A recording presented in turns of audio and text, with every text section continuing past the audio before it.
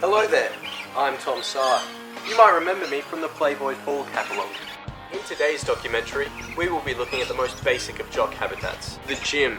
Welcome to Jock Lyf. The gym is dark, almost pitch black from the outside. The grunting of jocks can be heard, accompanied by the clink of metal. As our eyes adjust to the light, we make out what appears to be an alpha jock. We can tell this by the thickness of his muscles and the way that his nostrils flare as we walk in. He has sensed nerds. We withdraw, not wanting a disturbance.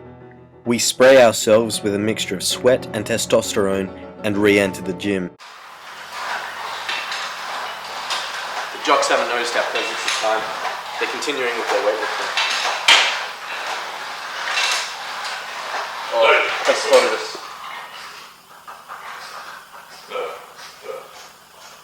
The testosterone worked. Blood, sweat and tears all soak the floor of this gym. The jocks have no doubt been training here since they were little jocklets, fresh from their mother's steroid-filled womb. After becoming used to our presence, the jocks began to show off, as it is in their nature to do so.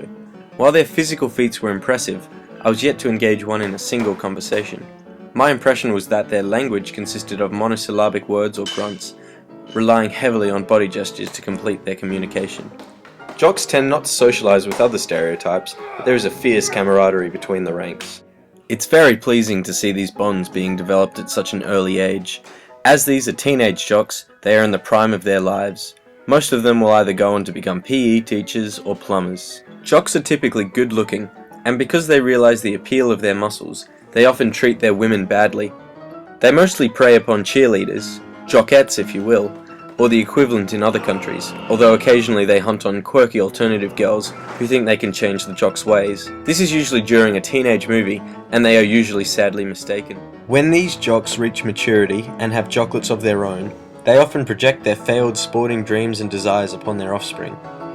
This results in their jocklets becoming fully fledged jocks, both in mind and body, and in turn, they will do the same to their kids.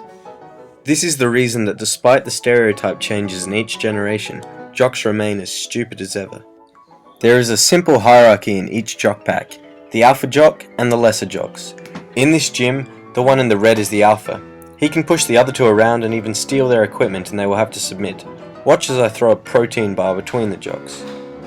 Despite their close brotherhood and aforementioned camaraderie, there is, by nature, a fierce competitive streak hiding within each jock. This becomes apparent in situations where the jocks have chances to compete. Even though the alpha jock didn't hesitate to fight his lesser jocks for the protein bar, he will defend them to the death in the event of a threat to the pack. One of the most well-known facts about jocks is that they all, without exception, love to show off. The jock is a strange creature. Angry, egotistical and douchebaggy are just some of the words that can be used to describe them. I hope that today's quick look into the social conduct of these weird and wonderful beasts perhaps helped you to understand them a little bit better.